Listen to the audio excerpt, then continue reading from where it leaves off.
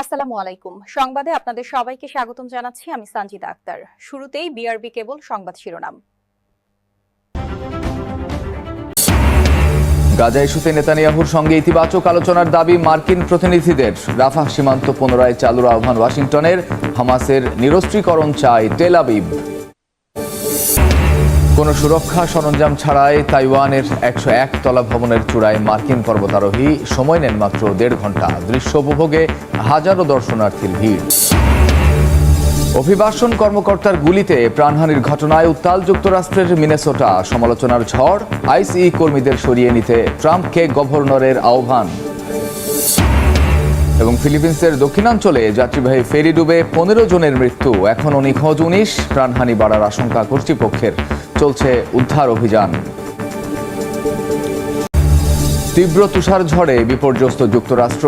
এ পর্যন্ত 7 জনের প্রাণহানি। 24টি অঙ্গরাজ্যে জরুরি অবস্থা জারি। বিদ্যুৎহীন 10 লাখ মানুষ। 16,000-এর বেশি ফ্লাইট বাতিল।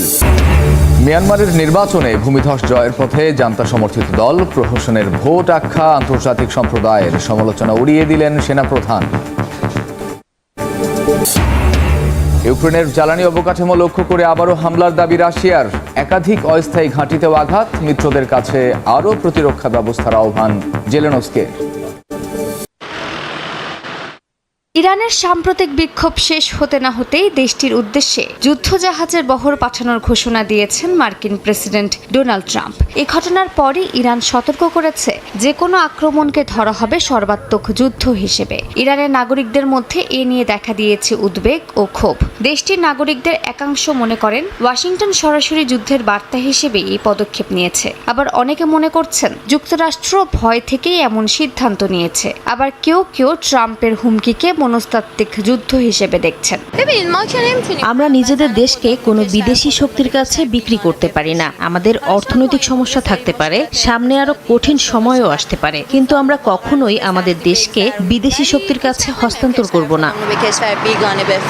ইরানের পার্লামেন্টের স্পিকার মোহাম্মদ বাকের কালিবাফ দাবি করেছেন সাম্প্রতিক বিক্ষোভে ইসরায়েল 48 ঘন্টার মধ্যেই এমন এক লজ্জাজনক পরাজয়ের মুখে পড়েছে যা গত জুনের 12 দিনের যুদ্ধের থেকেও ভয়াবহ। ইসরায়েল একযোগে ইরানের বিভিন্ন শহরে সংগঠিত সন্ত্রাসী অভিযান চালালেও তা ব্যর্থ হয়েছে বলেও দাবি করেন তিনি। ইসরায়েলের সঙ্গে যুদ্ধের পর ক্ষেপণাস্ত্র শক্তি আরও বেড়েছে বলে হুঁশিয়ারি দিয়েছে ইরান। প্রতিরক্ষা মন্ত্রণালয়ের মুখপাত্র ব্রিগেডিয়ার জেনারেল রেজা তালায়েনিক বলেন, ক্ষেপণাস্ত্রের গুণগত ও সংখ্যাগত সক্ষমতা দুটোই শক্তিশালী হয়েছে, পাশাপাশি উন্নত হয়েছে প্রতিরক্ষা ব্যবস্থা। একই সময়ে সম্ভাব্য মার্কিন হামলার আশঙ্কায় ইরানের শীর্ষ সামরিক নেতৃত্ব ঐক্যের বার্তা দিয়েছে। এদিকে জার্মানির বার্লিনে শনিবার প্রায় 3000 ইরানি সরকার বিরোধী বিক্ষোভকারী সমাবেশ করেন। ইরানের ধর্মীয় নেতৃত্বের অপসারণ এবং সরকার পরিবর্তনে আন্তর্জাতিক হস্তক্ষেপের দাবি জানান তারা। বিক্ষোভকারীরা জানান তাদের লক্ষ্য রাজতন্ত্র ফেরানো নয়, বরং সরকার পতনের পর অবাধ ও স্বচ্ছ নির্বাচনের মাধ্যমে নতুন রাজনৈতিক ব্যবস্থা গড়ে তোলা।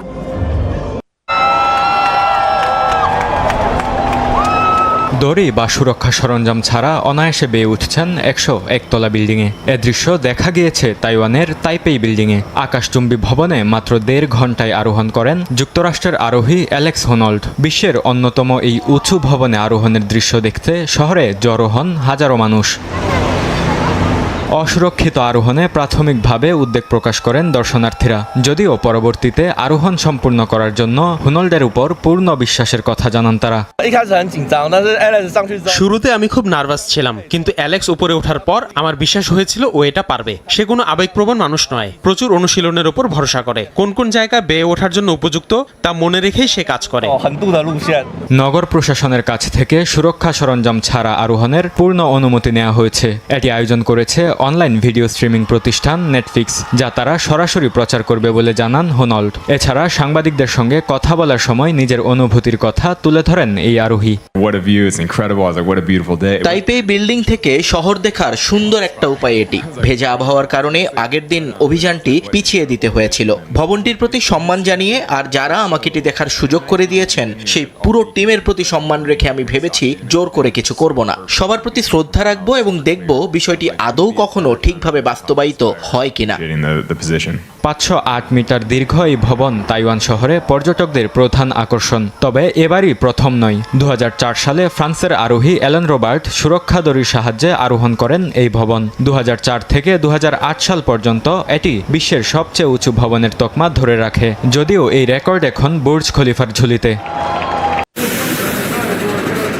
স্থানীয় সময় রোববার ইউক্রেনের জ্বালানি স্থাপনায় ধারাবাহিক হামলা চালানোর দাবি করে রাশিয়া। ড্রোন উৎপাদন কারখানা, গুদাম ও জ্বালানি সরবরাহ কেন্দ্র লক্ষ্য করেও হামলা চালানো হয়। সেই সঙ্গে 159টি স্থানে ইউক্রেনীয় বাহিনীর অস্থায়ী ঘাঁটিতে আঘাত হানার দাবি করেছে মস্কো। তবে এই হামলার ব্যাপারে কোনো তথ্য জানায়নি ইউক্রেন। এদিকে সামরিক উত্তেজনার মধ্যেই রুশ উপপররাষ্ট্রমন্ত্রী সের্গেই রিয়াবকভ বলেন, ট্রাম্প পুতিনের আলাস্কা বৈঠকের বোঝাপড়ার ভিত্তিতে ইউক্রেন শান্তি পরিকল্পনা চূড়ান্ত করতে আলোচনা চলছে।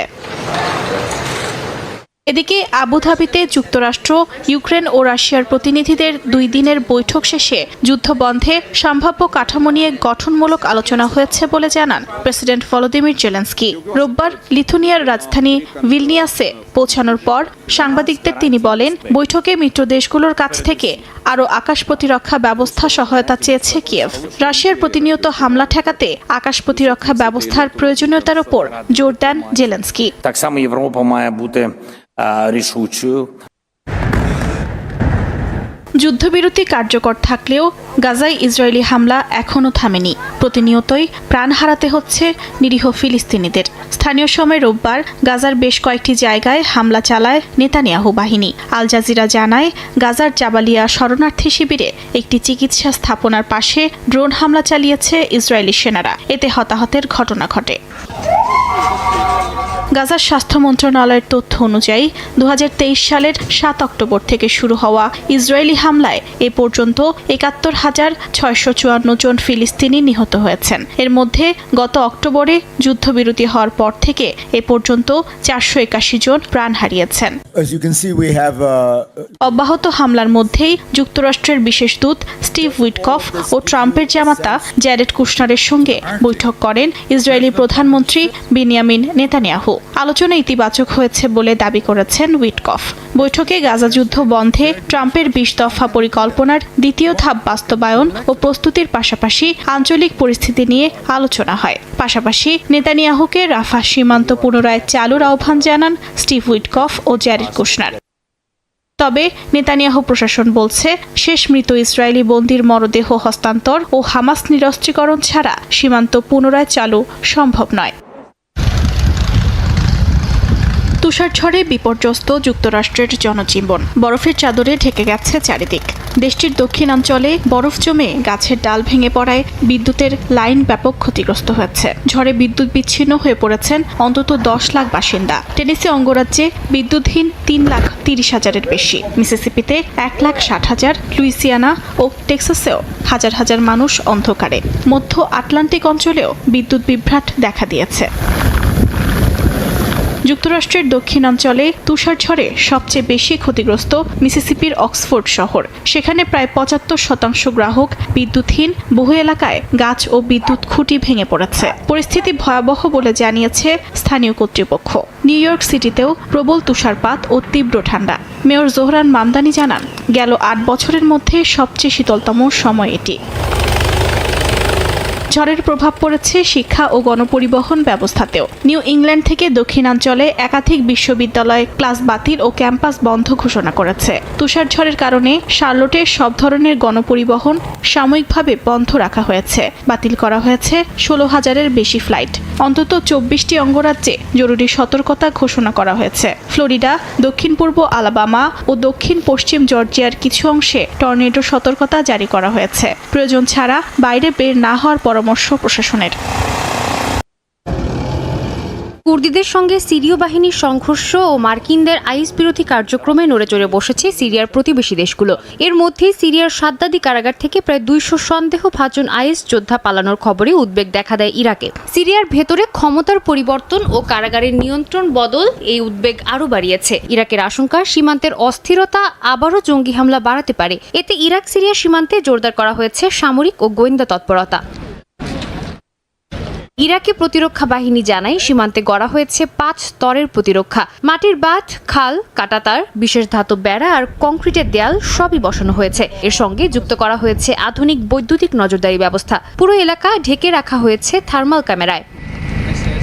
সীমান্তে মোতায়েন সেনারা বলেন তাদের কাজের কোনো সময়সীমা নেই। দিনরাত 24 ঘন্টা তাদের প্রস্তুত থাকতে হয়। সপ্তাহ, মাস কিংবা বছরের কোনো বিরতি নেই। তবুও মাতৃভূমি ও নাগরিকদের রক্ষায় তারা বদ্ধপরিকর।